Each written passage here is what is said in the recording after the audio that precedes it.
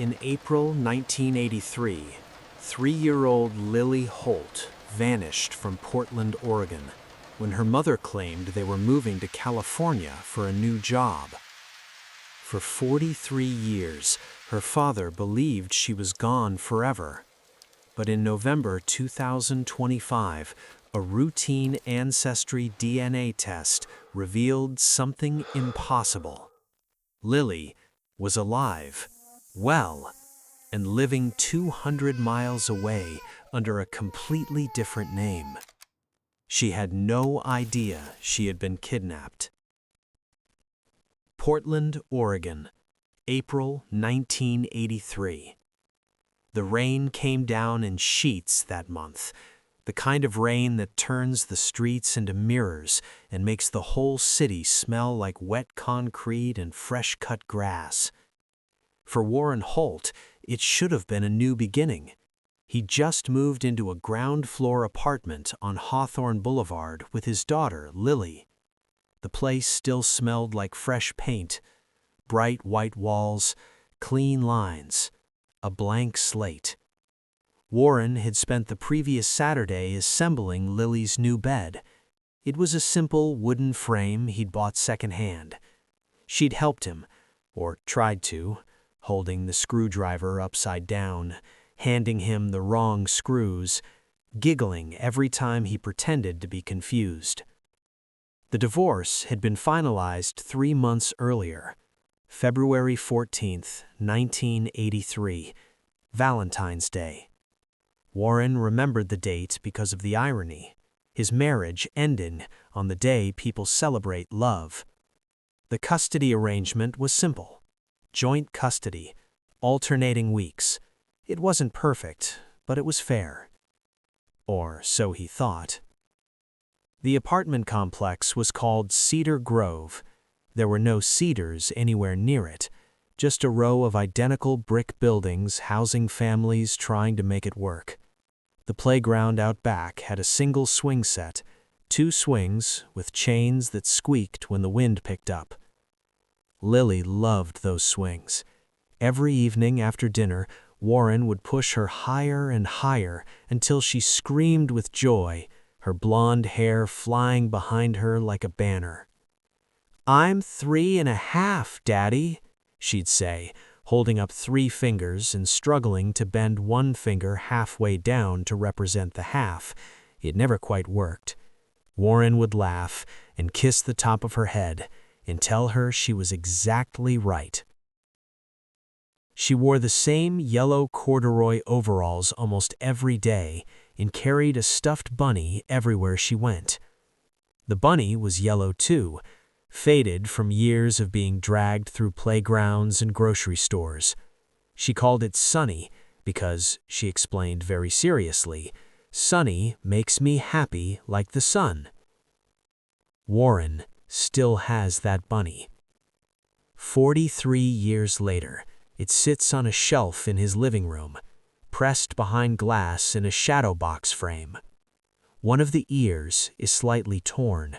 The stitching on the nose has come loose, but Warren has never thrown it away.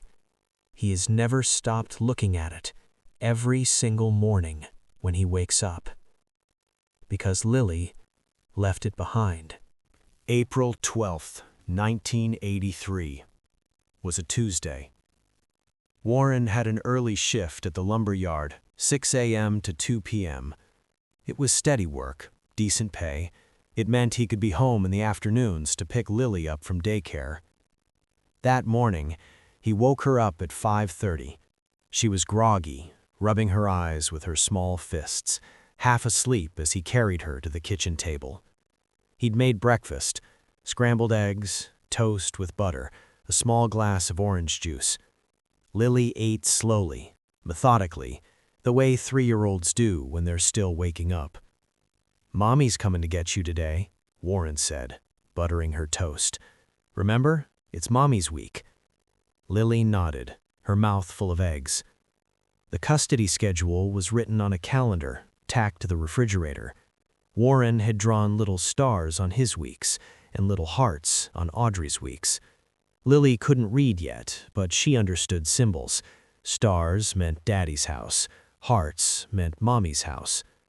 Audrey was supposed to pick her up at 5 p.m.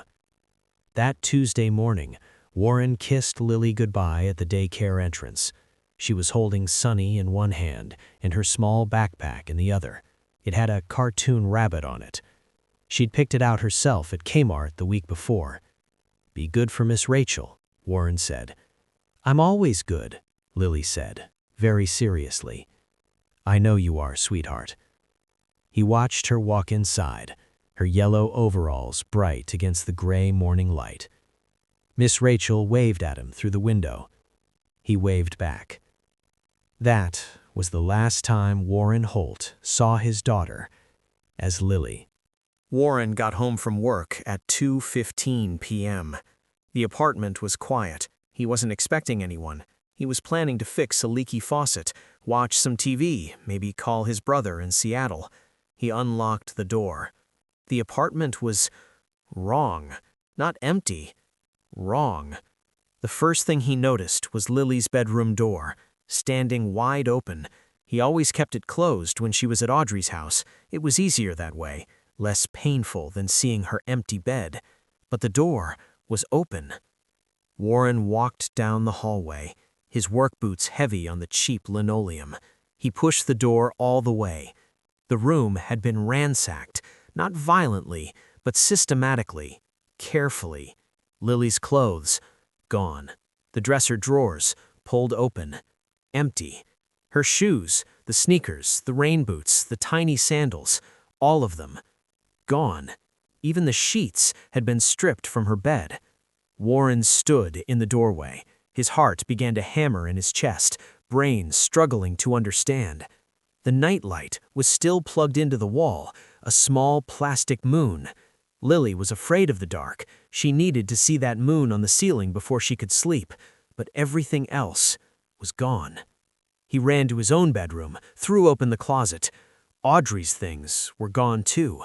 A few sweaters, a pair of jeans, a reminder of their connection. All of it vanished.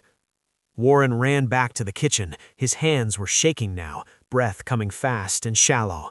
There, on the kitchen counter, weighted down with a coffee mug, was a note. The handwriting was Audrey's, small, neat, the letters perfectly formed. Warren. Taking Lily to California. I got a job offer in San Francisco. Better pay, better hours, better opportunities for both of us. Don't try to look for us. This is what's best for Lily. Audrey. 14 words. No phone number, no address, no explanation. Just, don't try to look for us. Warren read the note 3 times, his vision blurring at the edges, the words starting to lose meaning. Then, he grabbed the phone and called the police. The Portland Police Bureau sent 2 officers to Warren's apartment at 3:47 p.m. Officer Patricia Reeves and Officer John Cow. Warren would remember their names for the rest of his life. Officer Reeves was in her early 30s, her notebook already open. Officer Cow was older, with gray starting to show at his temples. Warren showed them the note. Officer Reeves read it, her expression neutral, professional. She passed it to Officer Cow. "Has your ex-wife done anything like this before?" Officer Reeves asked. "No," Warren said. His voice sounded strange in his own ears, too high, too tight. "Never. We have a custody arrangement, joint custody. She's supposed to bring Lily back tomorrow morning."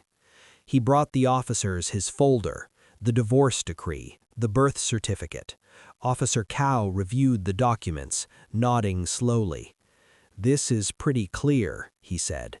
"Joint custody, alternating weeks. She's in violation. So you'll go get Lily? You'll bring her back?" Officer Reeves and Officer Cow exchanged a look, the kind of look that meant they were about to say something Warren didn't want to hear. "Mr. Holt," Officer Reeves said carefully, "this is a custodial dispute. Your ex-wife is Lily's mother. She has parental rights. What she's done is illegal. She's violated the custody order. But this isn't a stranger abduction. This is a domestic matter. I don't care what you call it, Warren said. His hands were shaking. She took my daughter. We understand, Officer Cow said, but you need to understand the limitations here. We can't issue an Amber Alert for a custodial interference case. Practically, this is going to be handled through family court, not criminal court. But what? Warren's voice was rising now. But you're not going to look for her? We'll look, Officer Cow said quickly. We'll put out a BOLO for Audrey's vehicle, a 1978 Ford Pinto, light blue. We'll do everything we can. They stayed for 40 minutes. They photographed the empty room. They took the note as evidence, sealing it in a plastic bag. They promised to be in touch. Then they left, and Warren was alone in the apartment, standing in his daughter's empty bedroom. If you have ever stood in a room that used to belong to someone you love, you know that feeling. The way the air sits differently, the way the silence isn't really silence, it's the absence of a sound you're straining to hear. Warren stood there until the sun went down and the room filled with shadows. Then he turned on the nightlight.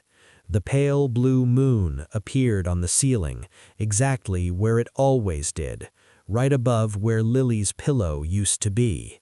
Warren sat down on the bare mattress and waited for the phone to ring.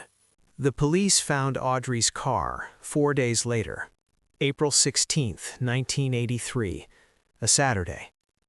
Officer Reeves called Warren at 9 a.m. Her voice was carefully neutral. "We found your ex-wife's vehicle," she said. Warren's heart lurched. "Where?" "Winnemucca, Nevada. It was parked behind a truck stop off Interstate 80, abandoned." "Abandoned?" "No one inside, keys still in the ignition." Warren sat down at the kitchen table, his legs suddenly weak. "Was there anything inside? Any sign of Lily?" "Not yet," Officer Reeves said, "but we're checking everything." A few hours turned into a full day. The car had been sitting in that lot for at least 3 days. The car was empty. No luggage, no clothes, no car seat, no toys, no juice boxes, none of the things you'd expect to find in a car that had transported a toddler across 2 states. Just an empty Pinto with the keys in the ignition and a quarter tank of gas. The police processed it anyway, dusted for fingerprints, vacuumed for hair and fiber. They found Audrey's prints on the wheel. They found a few strands of blonde hair on the back seat. But in 1983, there was no way to know if they were Lily's or Audrey's. There were no bodies, no blood, no signs of violence. Just an empty car in the desert. "She's running," Officer Reeves told him over the phone. "She doesn't want to be found." "What about Lily?" Warren asked. His voice was barely above a whisper. "Lily's with her. Your ex-wife took your daughter. That's what the note said. That's what she did." "But why abandon the car?" "Because she knows we're looking for it. The car is traceable. If she ditches it and uses cash for everything else, bus tickets, motels, food, she's much harder to track." Warren closed his eyes. The kitchen table felt too big, too empty. He'd bought it when Lily was born, thinking they'd need room for family dinners, for birthday parties, for all the normal things families do. Now, it was just him, sitting alone, staring at the phone. "What do I do now?" he asked. "You wait, and you lawyer up." If you have ever gotten news that should bring relief, but only brings more questions, you know the feeling Warren had in that moment. The car was found, but Lily was not in it, and that, somehow, felt worse than not knowing at all. Because now Warren knew Audrey had planned this, carefully. She'd driven to Nevada, abandoned the car, and vanished. She'd taken steps to make sure she couldn't be traced. She didn't want to be found, which meant She didn't want Lily to be found either. If you have ever lost someone and been told to just wait, you know how impossible that is. You know the way time moves differently when you're waiting for news that might never come. Hours feel like days. Days feel like years. Every time the phone rings, your heart stops. Every knock on the door could be the one that changes everything. Warren Holt waited. He went to work every day because he had to. He came home every night to an apartment that felt too big, too quiet. He kept Lily's room exactly as she'd left it. The bed frame still standing against the wall, the nightlight still plugged in, the closet still empty. He kept her stuffed bunny, Sunny, on his own pillow. He'd found it on the floor of her room the day Audrey took her. Lily must have dropped it in the rush, left it behind without realizing. Warren slept with it every night, his hand curled around the faded yellow fabric, breathing in the scent that was slowly fading. Baby shampoo, playground dirt, and something sweet he couldn't name. Every night he turned on the nightlight in Lily's room and watched the pale blue moon appear on the ceiling. And every morning he woke up, hoping the phone would ring with news. Days became weeks. Weeks became months. Felix Brennan called Warren every Friday with updates. Most weeks there was nothing to report. He checked Sacramento, no sign of Audrey or Lily. He checked San Francisco, no job applications under Audrey's name at any of the major hospitals. He'd contacted bus companies, shown Audrey's photo to ticket agents at Greyhound stations. Nothing. It was like Audrey and Lily had evaporated. The Portland Police Bureau kept the case open, but Officer Reeves was honest with Warren. They had no leads. The car had been released from evidence, the note filed away. The case file sat on a desk somewhere, waiting for information that never came. By September 1983, 5 months after Lily vanished, Warren was running out of money. He'd burned through his savings. He started falling behind on rent. He picked up weekend shifts at the lumber yard, working 6 days a week, sometimes 7. He stopped going out, stopped seeing friends. His brother called from Seattle every week, begging him to take a break, to breathe. "You're going to kill yourself," his brother said. "I don't care," Warren said. "Lily wouldn't want this. Lily's 3 years old. She doesn't get to want anything. I want her back. That's all that matters." In October, Felix called with the first real lead. A waitress in Reno remembered seeing a woman matching Audrey's description. Nervous, looking over her shoulder, traveling with a small child. Felix drove to Reno. He showed photos. He checked motels. Nothing. The lead evaporated as quickly as it had appeared. Warren spent Thanksgiving alone in his apartment, staring at the phone. It didn't ring. Lily's 4th birthday was December 3rd. Warren bought a cake anyway.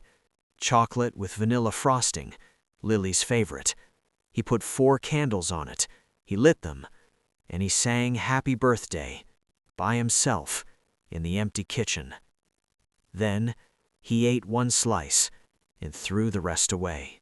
In January 1984, Felix Brennan called with something that wasn't exactly a lead, but it wasn't nothing either. "I checked Lily's social security number," Felix said. "It's never been used." Warren frowned. "What does that mean?" "It means no one has applied for a job, opened a bank account, or enrolled in school using that number," Felix explained. Lily's social security number is completely dormant. It's been dormant since April 1983. Is that unusual? Warren asked. For a missing child, no, Felix said. But it tells us something. It tells us Audrey isn't using Lily's real identity, which means she's probably created a new identity for her. New name, new social security number, new everything. Warren's chest tightened. Can someone do that? Just make up a new identity? If they know what they're doing, and it's a lot easier in the 80s than it used to be. Before computers, before centralized databases, you could walk into a courthouse in a small town, claim you lost your birth certificate, and get a new one issued with whatever name you wanted. People did it all the time. So Lily could be anyone, Warren said quietly. Yeah, she could be anyone. That night, Warren sat in Lily's room for 3 hours, the nightlight casting its pale blue glow on the ceiling. He thought about his daughter, growing up with a different name. Did she remember him? Did she remember this apartment, this room, this nightlight? Did she remember being Lily? In March 1984, Felix made a breakthrough. He'd been calling hospitals in California every few weeks, asking if anyone named Audrey Holt had applied for nursing positions. No one had, but this time he changed tactics. Instead of asking about applications, he asked about resignations. A records clerk at Portland General Hospital confirmed that Audrey had submitted a resignation letter on March 15, 1983, 1 month before she took Lily. The letter said she was moving to California to be closer to family in Sacramento. It was professional, polite. It gave 2 weeks' notice. Her last shift was March 30th. Warren brought a copy of that letter to Felix. Warren read it, sitting at his kitchen table, his hands shaking. He read the line about Sacramento once, twice, 3 times. Then he looked up at Felix. Her sister lives in Sacramento, Warren said slowly. But they haven't spoken in 5 years. Audrey swore she'd never ask her sister for help again. She told me her sister was dead to her. Felix leaned forward. You're sure about that? Positive, Warren said. Audrey used to get furious whenever I mentioned her. She'd rather live on the street than ask her sister for a dime. Warren set the letter down, his voice hollow. She lied to her employer. She lied about moving for family. She'd been planning this for at least a month, maybe longer, and every word out of her mouth had been a lie. She needed a story that sounded reasonable. Moving for family, that's something people understand. No one questions that. But there was no family. There was no job. There was just a plan to disappear. Audrey had planned this. She'd quit her job, she'd packed her things, she'd made her arrangements, she'd lied to her friends, to the daycare, to everyone. She was planning to leave the whole time. Every morning I dropped Lily off, every night I picked her up. Audrey was planning to take her, and I had no idea. Looks that way, Felix said. And there's nothing we can do about it, Warren said. There's always something we can do, Felix said. We keep looking. But Warren could hear it in Felix's voice, the doubt, the slow realization that they were chasing a ghost. 1984 passed slowly. Felix continued to work the case when he could, but the leads were drying up. No Audrey Holt, no Lily Holt. The emergency custody order stood, useless, a piece of paper that meant nothing. Warren kept working, kept waiting, kept hoping. He started going to a support group for parents of missing children. It met every Tuesday night in the basement of a church on Belmont Street. There were 8 of them, 7 mothers and Warren. They sat in a circle of folding chairs, drank bad coffee, and took turns talking about their missing kids. Most of the children had been snatched by strangers, playgrounds, shopping malls. The mothers talked about search parties and candlelight vigils. Warren's story was different. His daughter had been taken by her own mother. Legally, it was custodial interference, but the other parents looked at him differently, like his loss wasn't quite the same as theirs. One of the mothers, a woman named Helen, pulled Warren aside after a meeting in October. "You need to accept the possibility that you're never going to see her again," Helen said. Not unkindly, just honestly. "I can't," Warren said. "You have to," Helen said, "or it'll destroy you." Warren went home that night and sat in Lily's empty room. He thought about acceptance. He thought about packing up Lily's things, repainting the room, turning it into a guest room. Anything but a shrine to a little girl who might never come home. But he couldn't do it. Instead, he went to his own room and pulled Sunny, the yellow stuffed bunny, out from under his pillow. He held it for a long time, feeling the softness of the worn fabric, the weight of it in his hands.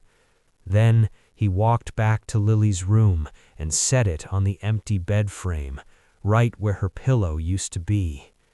The nightlight was still on, casting its pale blue moon on the ceiling. Warren turned off the light and closed the door, but he didn't lock it. He never locked it, because somewhere he had to believe Lily was still out there, and someday she might come home. The years that followed were measured in silence. Felix Brennan worked the case until 1987, 3 years after Lily vanished. By then, he'd exhausted every lead, checked every database, talked to every contact. He told Warren, gently, that he couldn't justify continuing the search. There was nothing left to chase. Warren thanked him, paid him what he could, shook his hand. And then he kept searching on his own. He called police departments across California.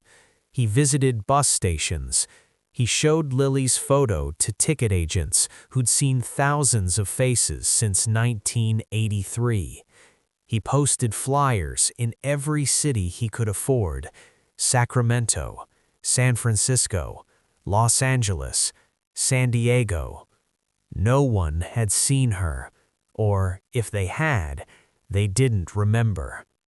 By 1990, Warren had a system. Every year, on Lily's birthday, December 3rd, he would buy a cake, light the candles, and sing Happy Birthday, alone in his apartment.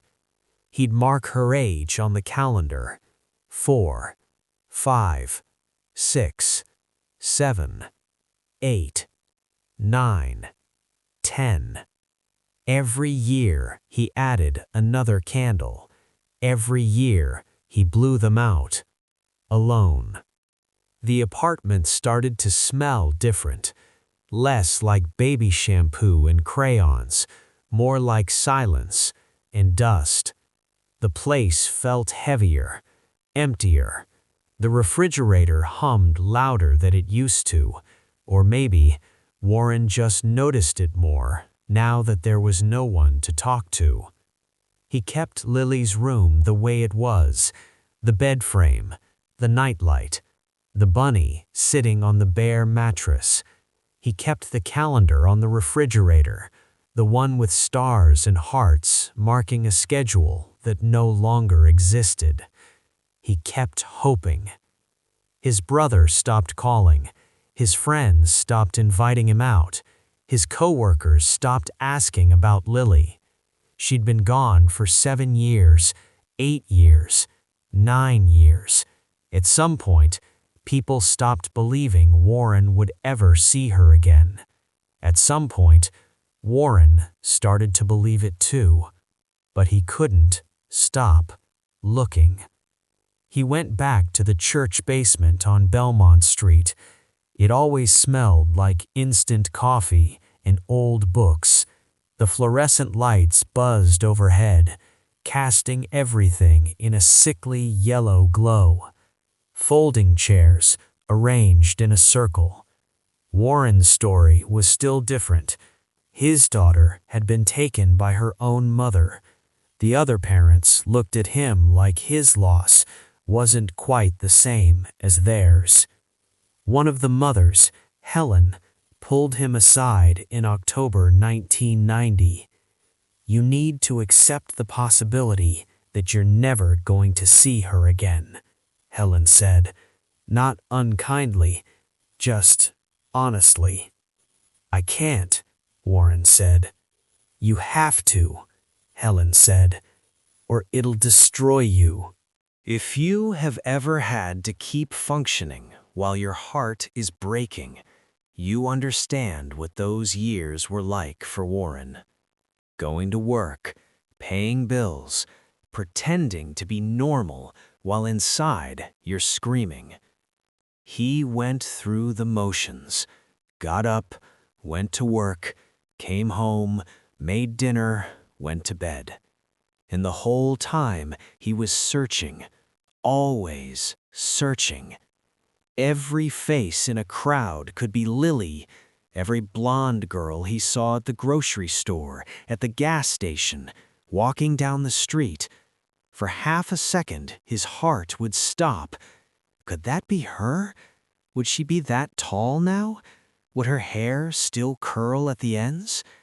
And then the moment would pass, and it would just be a stranger, and Warren would feel the weight of another day, without answers, settling onto his shoulders. In 1995, 12 years after Lily vanished, Warren quit his job at the lumber yard. He took a position with a shipping company, a job that let him travel. He drove trucks up and down the West Coast, California, Nevada, Arizona, Washington. Every city he visited, he brought a stack of flyers. Lily's picture was always the same, from her 3rd birthday. Blonde curls, gap-toothed smile, bright blue eyes. The flyers said, "Missing since April 1983. If you have any information, please call." He posted them everywhere. Truck stops, diners, gas stations, laundromats, anywhere people might stop and look and remember. Every time the phone rang, wrong numbers, telemarketers, his brother calling from Seattle, Warren's heart would stop every single time. For half a second before he picked up, it could be news. It could be the call that changed everything. It never was. By the year 2000, 17 years after Lily vanished, Warren was 51 years old. He'd spent half his life searching for his daughter. He had nothing to show for it. No leads, no sightings, no closure. Just Warren, alone in an empty apartment, waiting for a daughter who might never come home. Just a room with a nightlight and a stuffed bunny that smelled like nothing anymore. He thought about giving up.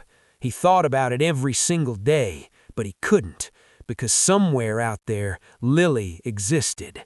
She was 20 years old now, an adult. Maybe she was in college. Maybe she had friends, a boyfriend, a life. Maybe she was happy.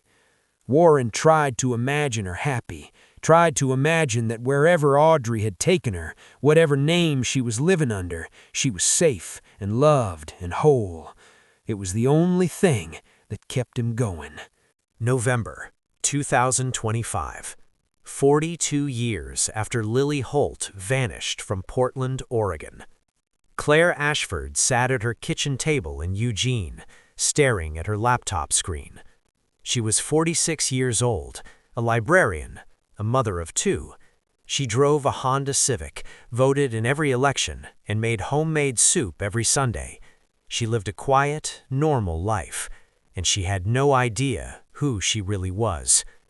The email on her screen was from Ancestry DNA. Subject line, Your DNA results are in. Claire had taken the test on a whim. Her daughters had been nagging her about it for months. She'd spit into the tube, mailed it back, and forgotten about it. Now, the results were ready. Claire clicked the link, entered her password, and waited for the page to load. The screen filled with colorful pie charts showing her ethnic background: Scandinavian, Irish, English. She scrolled down and reached the bottom of the page. DNA matches. Claire glanced at the first name on the list. Warren Holt.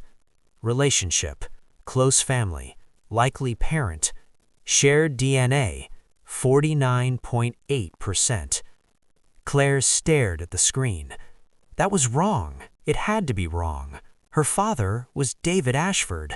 Vera, her mother, had always said her biological father was a man named Robert Anderson, a man who left before she was born. But she knew his name wasn't Warren Holt. Claire clicked on the profile.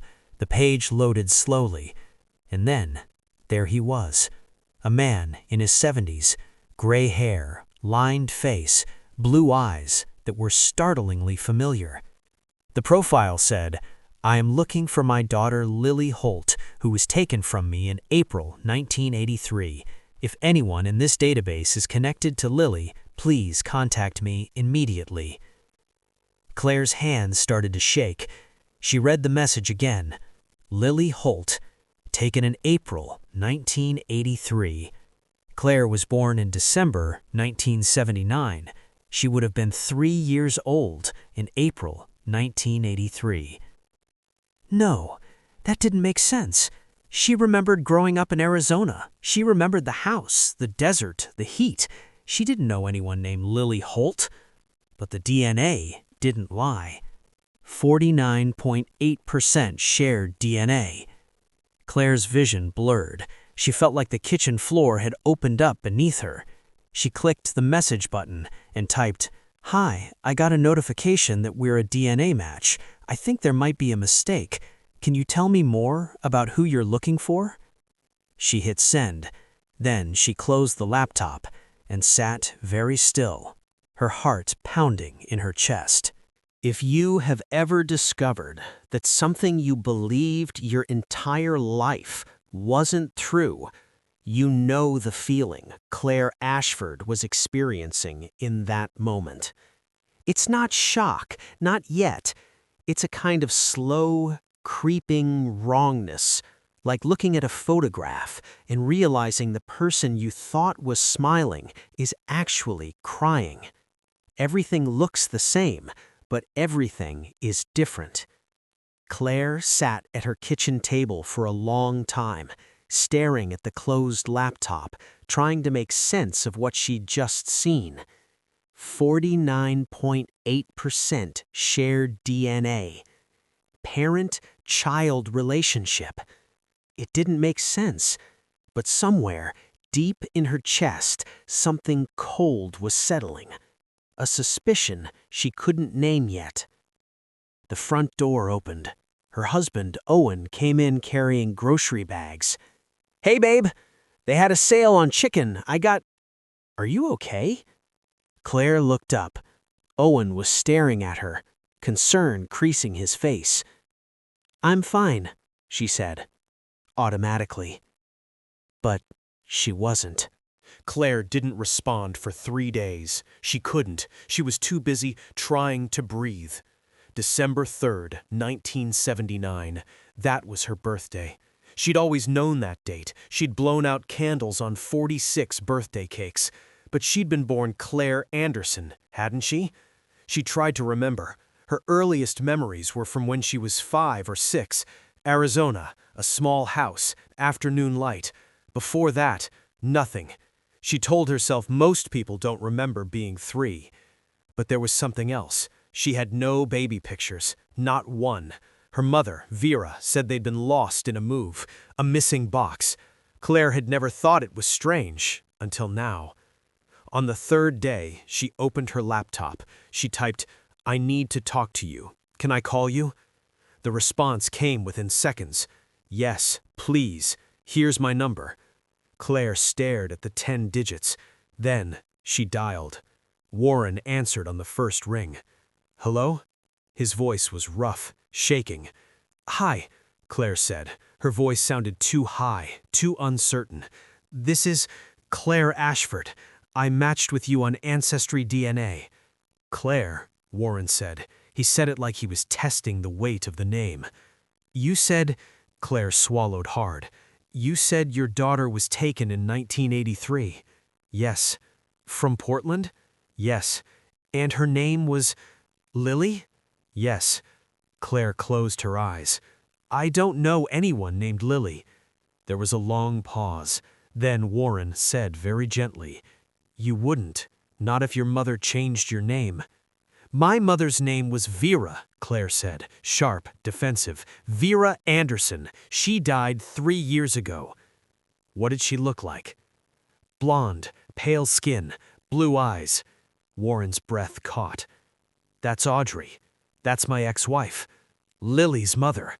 "No," Claire said. "My mother raised me alone. She said my father was Robert Anderson. She said he left before I was born."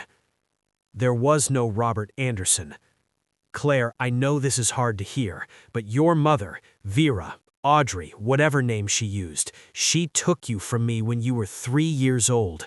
I've been looking for you for 42 years. Claire felt like the floor was tilting.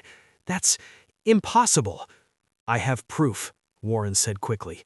"I have your birth certificate, the original one. Lily Elizabeth Holt. I have photos. I have court documents." "Stop," Claire said. "Please, stop." She was shaking now, her whole body trembling. "I never stopped looking for you, not for a single day. You are my daughter, and I have been waiting 42 years to tell you that." Claire ended the call. She set the phone down. She walked to the bathroom and threw up. Warren sent the documents via email the next day. Claire opened the attachment with trembling hands. The first file was a birth certificate. Name, Lily Elizabeth Holt. Date of birth, December 3rd, 1979. Place of birth, Portland, Oregon. Mother, Audrey Elaine Harper. Father, Warren Aaron Holt. Claire stared at the certificate. December 3rd, 1979. Her birthday, but not her name. The second file was a police report, dated April 12th, 1983. Custodial interference. Victim, Lily Holt, age 3. Suspect, Audrey Holt, age 27. The third file was a photo. Claire clicked on it. A little girl, maybe 3 years old, blonde curls, gap-toothed smile, bright blue eyes. She was wearing yellow overalls and holding a stuffed bunny. Claire zoomed in on the photo, studying the child's face. The eyes were familiar. The shape of the nose was familiar. The smile. Claire's hand moved to her own mouth, her fingers tracing the gap between her front teeth, a gap she'd had fixed with braces when she was 14. She looked at the photo again, and this time, she saw it. The little girl in the photo was her. Claire stood up so fast her chair fell over. She grabbed her phone. She scrolled back, through years of family photos, through her wedding, through college, back to the oldest photo she had. First grade, school picture. She was 6 years old, blue dress, pigtails, grinning at the camera. She held it up next to the photo of Lily Holt. Same eyes, same nose, same smile, just 3 years older. Claire's breath came in short, shallow gasps. She opened her laptop.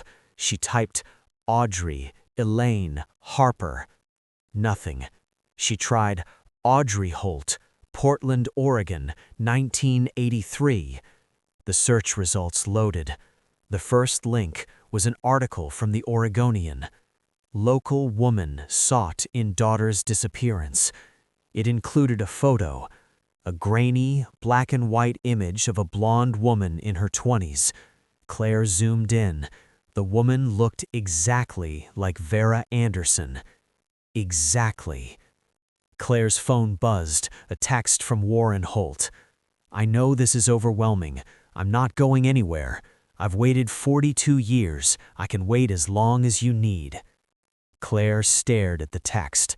Then she looked at the photo of the little girl in yellow overalls. Then she looked at her own reflection in the darkened laptop screen. And for the first time in her life, she didn't recognize herself. Claire drove to Portland the next day. She didn't tell Owen, didn't tell her daughters. She just said she needed to run an errand and would be back by dinner. The drive from Eugene to Portland took 2 hours. 2 hours of silence.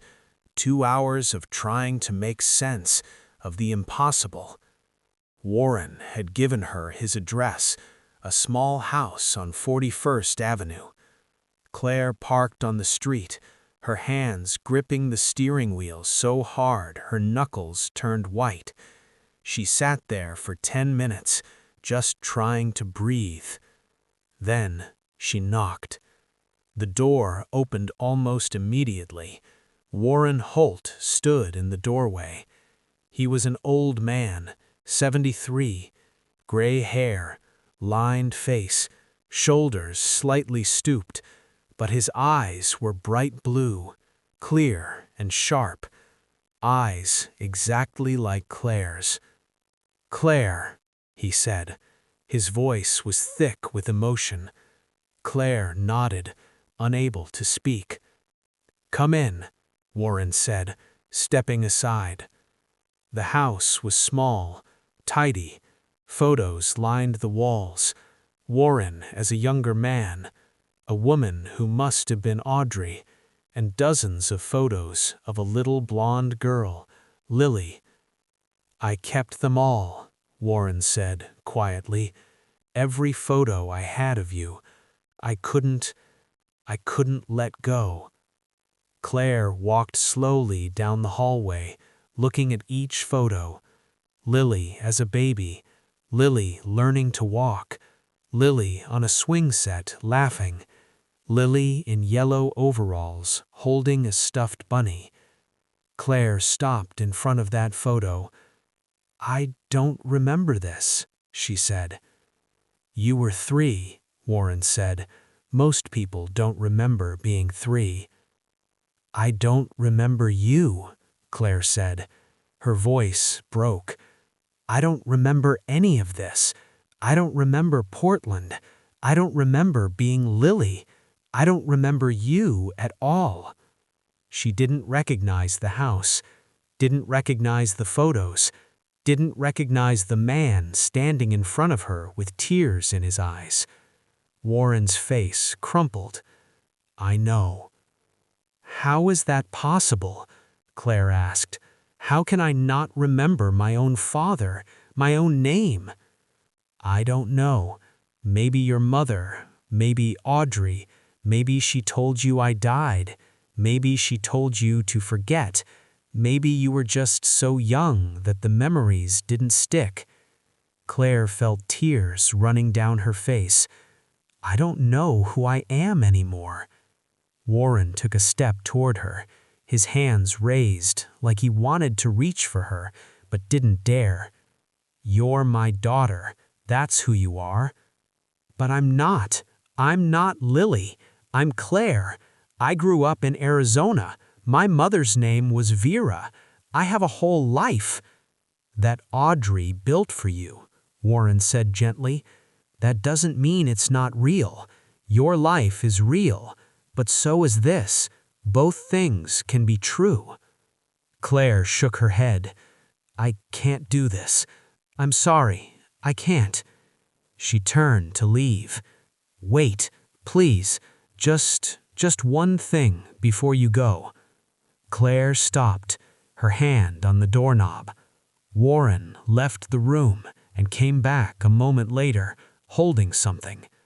A stuffed bunny, yellow, faded, worn. "This was yours," he said. "You carried it everywhere. You called it Sunny." He held it out to her. Claire stared at it. She didn't recognize it. "I'm sorry. I don't remember." Warren's hands were shaking as he lowered the bunny. "It's okay. It's okay. I understand." But Claire could see in his eyes that it wasn't okay. Nothing about this was okay. Claire didn't go home after leaving Warren's house. She drove to the Oregon State Archives in Salem. If Warren Holt was telling the truth, if she really was Lily Holt, then there would be records, birth certificates, court documents, something official, something that would prove once and for all that this nightmare was real. The archivist was a woman in her 60s, patient, methodical. Claire explained what she was looking for, showed her ID, filled out the forms. The archivist disappeared into the back room and returned 20 minutes later with a manila folder. "Here," she said, sliding it across the desk. "Birth certificate for Lily Elizabeth Holt, born December 3, 1979. Claire opened the folder with trembling hands. The certificate was identical to the one Warren had sent. Same names, same date, same everything. "Is there anything else?" the archivist asked. "Court documents, custody case, Warren Holt versus Audrey Holt, 1983. The archivist nodded and disappeared again. This time she came back with a thicker folder. Inside were copies of the divorce decree, the custody agreement, the emergency motion Warren had filed after Audrey took Lily, and at the bottom, a letter, a handwritten letter addressed to the court. Claire picked it up and read, "To whom it concern, I am writing to explain why I took my daughter Lily and left Portland. I know this violates the custody agreement. I know this is illegal, but I had no choice. Warren is not a bad man. I want to be clear about that. He never hurt Lily, he never hurt me, but he doesn't understand what Lily needs. He thinks she just needs food and shelter and school. She needs a mother, not every other week, not on a schedule, every day. She needs me every day to grow up whole. I did what any mother would do. I protected my child. I don't expect forgiveness. I don't expect understanding, but I need the court to know I did this out of love. Audrey Holt." Claire read the letter 3 times. Then she set it down very carefully on the desk. Her hands were shaking too hard to hold it anymore. I did what any mother would do. That was the voice of the woman Claire had known as Vera Anderson. Calm, reasonable, certain. Claire had heard that voice her whole life. Heard it when Vera explained why they had to move again. Heard it when Vera refused to talk about Claire's father.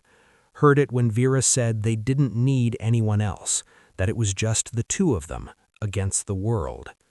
I did what any mother would do. Claire stood up, walked to the nearest trash can, and vomited. Claire called Warren that night. She went to the state archives, she said. "I saw the letter. The one Audrey, the one my mother, the one she wrote to the court." "Oh," Warren said, quietly. "She said she did it out of love," Claire said. Her voice was flat, emotionless. Shock, maybe, or numbness. "I know," Warren said. "Did you read it?" "Yes, my lawyer showed it to me in 1983. "Do you think she believed that?" Claire asked. "Do you think she actually believed she was protecting me?" Warren was quiet for a long moment. Then, "Yes, I think she did." She took my whole life, Claire said. My name, my father, my identity. She erased me, and she thought she was doing the right thing? People can convince themselves of anything, Warren said, if they want it badly enough. Laughter, but it wasn't a happy sound. I spent 46 years thinking my name was Claire Anderson. I got married, I had kids, I built a whole life on a lie. Your life isn't a lie, Warren said firmly. Your marriage is real, your daughters are real, the person you are, that's real. Audrey gave you a different name, but she didn't give you a different soul. I don't even know what that means, Claire said. It means you're still you, Warren said. Whether your name is Lily or Claire, you're still you. Claire wiped her eyes. I have to tell Owen and the girls. I have to tell them that their mother, that their grandmother, that everything they thought they knew about me is wrong. What are you going to tell them? Warren asked. The truth, Claire said. I don't know what else to do. Claire spent the next week gathering evidence. She requested her own birth certificate, the one issued in Arizona under the name Claire Anderson. It was a forgery. Audrey must have known someone, must have falsified it. Claire contacted the hospital where she'd supposedly been born. They had no record of a Claire Anderson. She contacted her elementary school in Arizona. Her records started in first grade, 1985. Nothing before that. Everything before age 6 was a ghost. By the end of the week, the documents told the story. Lily Holt, born in Portland in 1979, vanished in 1983, reappeared as Claire Anderson in 1985. A 2-year gap where a little girl had ceased to exist. She sat Owen and her daughters down in the living room on a Sunday afternoon. I need to tell you something, she said. And then she told them everything. Owen stared at her like she was speaking a foreign language. The girls, Megan and Harper, looked confused, then shocked, then horrified. So Grandma Vera kidnapped you? Megan asked. Claire nodded. And your real name is Lily? Was Lily, Claire corrected. I don't know what my real name is anymore.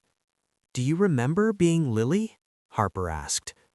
No, I don't remember anything before I was about 6 years old. Owen reached for her hand.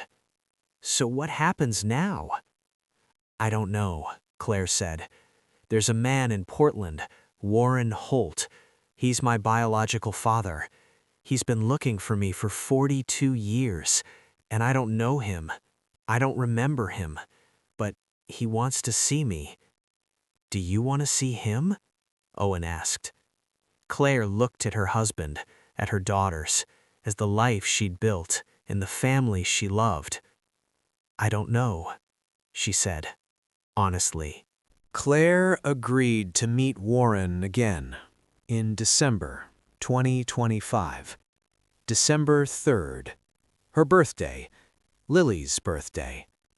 Warren suggested a coffee shop, neutral ground, but Claire asked to meet at his house. She wanted to see the photos again. She wanted to try to remember. She drove to Portland alone. This was something she needed to do by herself. Warren answered the door before she even knocked. He must have been watching for her car. Claire, he said, thank you for coming. They sat in his living room, the walls lined with photos of a little girl Claire didn't recognize. Warren made coffee. His hands shook as he poured it. I don't know how to do this, he said. I've spent 42 years imagining what I'd say, and now you're here, and I don't know where to start. Start anywhere, Claire said. So Warren told her about the day she was born, about how tiny she'd been. He told her about her first steps, her first words. He told her about the apartment on Hawthorne Boulevard, about the swing set in the playground, about the nightlight that cast a pale blue moon on her ceiling. He told her about the day she vanished, about coming home to an empty apartment, about the note Audrey left.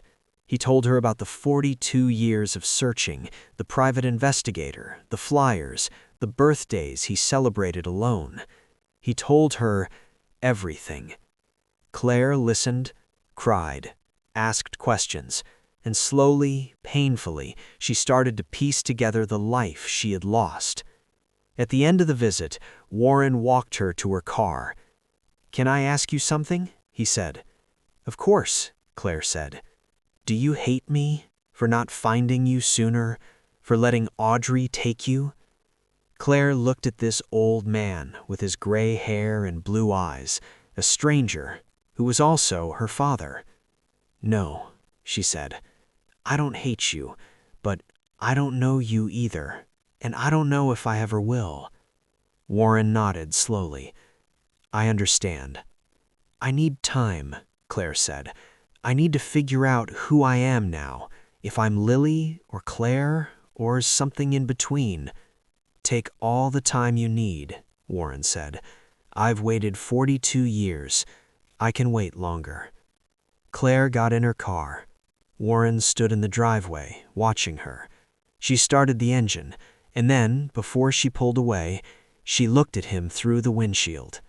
He raised his hand in a small wave. She waved back and drove away. The investigation into Audrey Holt's actions was reopened in January 2026. The Portland Police Bureau contacted Claire. They asked if she wanted to press charges. The statute of limitations on custodial interference had long since expired, but there were other potential charges: identity fraud, falsifying documents. Claire said no. "She's dead," Claire told the detective. "Vera, Audrey, she died 3 years ago. What's the point of pressing charges against a dead woman?" "Closure?" the detective suggested. But Claire didn't think a court case would give her closure. Nothing would give her closure. Because the truth was, Audrey Holt had been both her kidnapper and her mother. She'd stolen Lily's identity, yes, but she'd also raised Claire, fed her, clothed her, taught her to read, helped her with homework, celebrated her birthdays, been there for every milestone. Audrey had been a criminal, and she'd also been the person Claire called when she was scared, when she was sick, when she needed advice. How do you reconcile those two things? How do you hate someone who loved you? Claire spent months in therapy, trying to untangle the knot of emotions: grief, anger, confusion, loss. She grieved for the father she never knew, for the childhood that was stolen, for the version of herself that might have existed if Audrey had never taken her. But she also grieved for Audrey, for the mother who'd raised her, who'd been flawed and broken and convinced she was doing the right thing. "Do you think she regretted it?" Claire asked her therapist one day. "Do you think she ever wished she'd done things differently?" "I don't know," the therapist said. "But does it matter?" "Yes," Claire said, "it matters. Because if Audrey had regretted it, even a little, it meant she'd understood the harm she'd caused.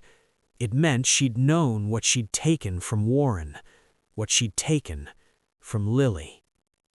But Claire would never know. Audrey had taken that answer with her when she died." The case of Lily Holt wasn't unique. According to the National Center for Missing and Exploited Children, more than 200,000 children are abducted by family members every year in the United States. Most of them are found within days or weeks, but some, like Lily, vanish completely.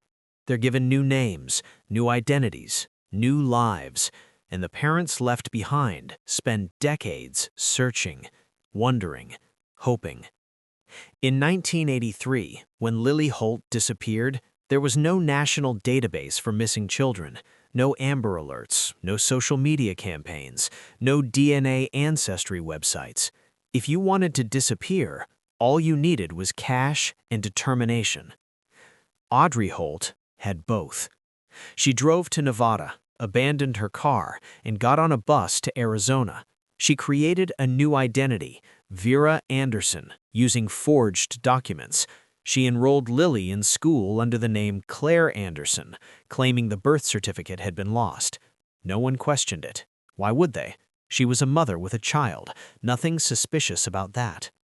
By the time Warren Holt's emergency custody order was issued, Audrey and Lily were already gone, and the system had no way to find them. Things are different now. The technology exists to track missing children across state lines. DNA databases can identify people even if they don't know who they are. But for every Lily Holt who gets found, there are others who never do. Children living under false names, completely unaware that someone is looking for them. Parents growing old, still hoping for a phone call that might never come. The system is better now, but it's not perfect. There is one question Claire still can't answer. Did Audrey ever tell her the truth? Claire has no memory of being Lily Holt, no memory of Portland, of Warren, of the life she had before age 6. But that doesn't mean the memories don't exist. Research suggests that memories from early childhood can be suppressed, buried under trauma or deliberate forgetting. It's possible that somewhere in the deep architecture of Claire's mind, Lily Holt still exists. It's also possible that Audrey told her the truth at some point. Maybe when Claire was 10, maybe when she was 15, maybe when she was an adult. "Do you know who you really are?" Audrey might have said. "Do you know where we came from?" And maybe Claire chose not to remember, chose to be Claire Anderson instead of Lily Holt, chose the life she knew over a truth she couldn't handle. Or maybe Audrey never told her at all. Maybe Lily Holt really was erased completely, replaced by Claire Anderson, and the truth died with Audrey in 2023. Claire will never know. She's asked Owen, asked her daughters, "Did Grandma Vera ever say anything weird, ever mention Portland?" They all said no. But that doesn't mean it didn't happen. Memory is a strange thing, unreliable, selective, shaped by the stories we tell ourselves. Claire looks at photos of Lily Holt and she sees herself, but she doesn't feel like Lily. She feels like Claire. And she doesn't know if that's because Audrey successfully erased Lily, or because Claire chose to let her go. In March 2026, Warren Holt celebrated his 74th birthday. Claire sent him a card. It was a small thing, a store-bought card with a generic message, wishing you a wonderful birthday, and Claire's signature at the bottom. But it was something. Warren called her that night to thank her. "You didn't have to do that," he said. "I wanted to," Claire said. They talked for 20 minutes, awkward small talk mostly, the weather, Claire's daughters, Warren's vegetable garden. At the end of the call, Warren said, "Would you like to come to Portland for lunch sometime? No pressure, just if you want." Claire hesitated. Then, "Maybe, let me check my schedule." Of course, Warren said. Take your time. They hung up. Claire sat on her couch, staring at her phone. Owen came in from the kitchen. Was that Warren? Yeah, Claire said. How's he doing? Okay, I think. He invited me to lunch. Are you gonna go? Owen asked. Claire didn't answer right away. She thought about Warren Holt, the man who'd spent 42 years searching for a daughter who didn't remember him. She thought about Audrey Holt, the woman who's stolen a child and raised her as her own. She thought about Lily, the little girl in yellow overalls, holding a stuffed bunny. And she thought about Claire, the woman she'd become. I don't know, she said finally. And that was the truth. In May 2026, Claire drove to Portland. She didn't tell Warren she was coming. She didn't want to make it a thing. She just wanted to see him. She pulled up in front of his house at 2 p.m. on a Saturday. Warren was in the front yard, pulling weeds from the flower beds. He looked up when her car stopped. For a moment, they just looked at each other. Then Claire got out of the car. Hi, she said. Hi, Warren said. I was in the area, Claire lied. Thought I'd stop by. Warren's face lit up. I'm so glad you did. Come in, I'll make coffee. They sat in his living room again, the photos of Lily watching them from the walls. They talked for 2 hours about everything and nothing. Claire told him about the library. Warren told her about his garden, the tomatoes he was growing. It was easier this time, less painful. When Claire got up to leave, Warren walked her to the car. Thank you for coming, he said. I'll try to visit more often, Claire said. I'd like that. Claire got in her car, put her hands on the steering wheel. Warren stood in the driveway, watching her. She looked at him in the rearview mirror, an old man with gray hair and blue eyes. A stranger. Her father. She had his number saved in her phone now. She could call him if she wanted, visit when she had time. But it would never be the same as if Audrey had never taken her. She'd lost 42 years with this man, and she could never get them back. Claire started the engine.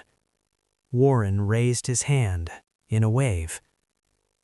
She waved back.